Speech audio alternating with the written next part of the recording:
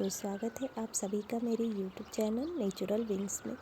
मैं आज आप लोगों को प्रकृति की सुबह जैसे होती है, जैसे नेचुरल कैसे अपनी ब्यूटी को दिखाती है। सुबह चिड़िया कैसे चहचह करती हैं और जंगल में सूर्य की किरणें कितनी अच्छे से चमकती हैं, जिन्हें देखकर हर कोई सोचे कि आँख पे कितना सूर्य का किरण चमक रहा है। फिर चिड़ियों का वो नहाना, वाह दोस्तों कितना अच्छा लगता है ना जब चिड़िया अपने पंखों को फैला के ऊपर ऐसे नहाती हैं। झरने का झरझर करना, ये सब प्रकृति की वो खूबसूरती है दोस्तों, जो आप कभी जंगल में जाएं या किसी ऐसी जगह पे जाएं जहाँ पे ये सब देखने को मिलती हैं, तो हम अपने आप को फ़ोटो खिंचाने